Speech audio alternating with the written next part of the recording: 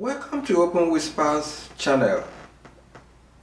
Remember to subscribe, hit the like button, and please share the video so that others will also benefit from what we're talking about. Is a form of informative channel, a channel that discusses how the people react to the situation in Nigeria and around the world.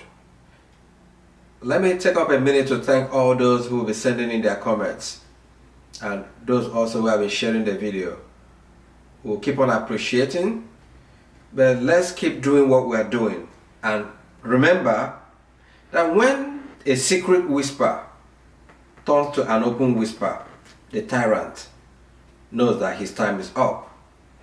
The situation in Nigeria today is, simply put it this way, the elites against the poor. There's no better way to put it. I listened to the broadcast of the interview by the Nigerian President through channels, televisions, and I felt like crying. It was nothing but pathetic. After listening to that interview, I kind of started understanding, though I did before, but more, why it may be difficult for Nigeria to get out of the situation we find ourselves. Because the mindset of our leaders or of the elites is simply pathetic. It's not progressive. Has nothing for the youth, has nothing for the poor masses. And with that kind of mindset, in 200 years' time, Nigeria, instead of progressing, will be on a reverse gear. For our president to say that Nigeria is a country where people make noise because they want a better deal. And when he said that, I'm like, wait a minute. Did I hear him right? And I kind of had a flashback. And I asked myself that he may be right. Are Nigerian masses foolish? Are Nigerian people stupid? What happened to bring back the girls movement? What about our Mumu don't do? For these leaders to have this kind of mindset, something must have informed them that Nigerian masses are unresponsive. After all, once they are elected into office through hook and crook, the next thing they start thinking about is the next election, how to buy their way through. And the Nigerian masses fall for this, sell their future, receive peanuts, without minding that what they are doing is actually selling their future to these heartless politicians. And I've carefully waited for a rebuttal from the opposition party, PDP, who he described as nothing but failure. And I have not really heard or seen anything cogent from the opposition party. And you know why? Because they are all the same. What can they say? When you go through what we have seen all these years, 16 years of PDP, and almost 8 years of APC, you can see there's really no huge difference. So you don't blame the president when he says failure. But probably he should also be told that the current party in power is not better. It's the same people. The same people. There's nothing to write home about. He was asked about Nigerian youth. And his response again was nothing but pathetic. That they should be told that education is not a pathway to government employment. I agree with you. But how about providing an enabling environment for this youth to thrive? When the elites have taken away the future of these youths. When they go to school and come out, no employment. If you don't have a senator to sign your letter or to make a call for you, you won't get an employment. The youths can thrive, of course. Nigerian youths are not lazy. But what about when you give them guns to snatch ballot boxes for you to win your elections? Are you not destroying the future of these youths? And you are asked about the economic index or indexes from when you took over and now. Your response again was pathetic. You started talking about agriculture. Our president started talking about agriculture. Agriculture? When in the last few years, the problem between the herders and farmers is driving Nigeria into a famine, and with no response from the government in power. You are talking about grazing routes. In a modern society, in a modern Nigeria, we are talking about old grazing routes. Come on now. We should know better than that. When this government took office, Naira was at 165 to a dollar. Today, it's almost 600 Naira to a dollar.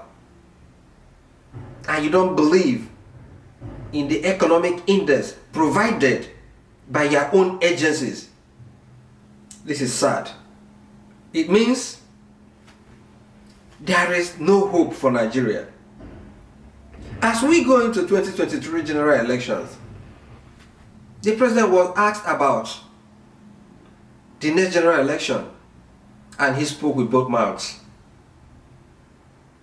He's saying, not his problem, really.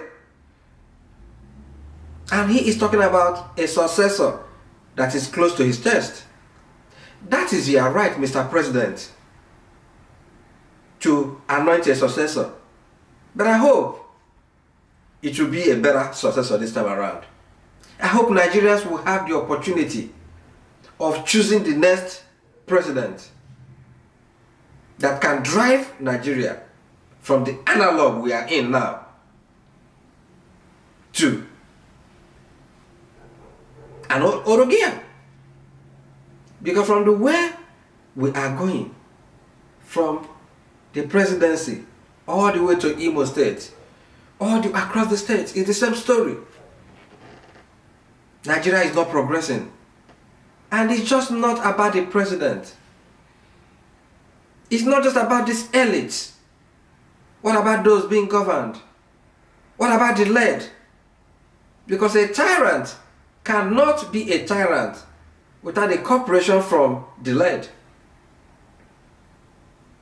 People make noise to get a better deal. That is the answer to numerous problems confronting Nigeria today. That is the answer to all the agitations from several sections of the country. This is sad. And I still believe that with all due respect, Nigeria deserves better than what we are getting now. Nigerian masses deserve better. We should have this conversation. We should analyze what the president said and know if he is right or wrong in saying that Nigerians make noise for better deals. PDP is failure. Look at Imo State. The government in power there, Hope Uzodinma, in December of 2021, promised to name those he calls sponsors of terror, killings in the land. And on the 4th of January, he failed. What does it remind you once again? Does it not remind you of the promise Lai Mohammed made that they were going to name those who looted Nigerian economy? What did he end up doing? Naming few people from the opposition. And I shook my head. Corruption has no political party. Corruption has no ethnicity. Corruption has no color. And those who are talking about the fear of handing over to Jonathan. That is probably a discussion for a different day. But all I am saying today is the mindset of the elite in Nigeria. With that mindset, Nigeria will not progress in 200 years to come. Nigerian youths, education is not a pathway to employment, I agree. But then, we should rise up to the occasion and know that we enable these inept leaders. Without our cooperation, they wouldn't be there. All those who are agitating for several sections of the country, why don't we come together, get our PVC, and look at the CV of those who are aspiring to lead us today or tomorrow? It's only when we come together, speak in one voice, without this ethnic coloration, without this religious coloration, if we can come together, put that aside, and look at those who are aspiring to rule Nigeria tomorrow. If we start to have that dialogue, begin to talk to each other in open whispers, no longer secret whispers, that is only when Nigeria can move forward. This is Open Whispers. Thank you.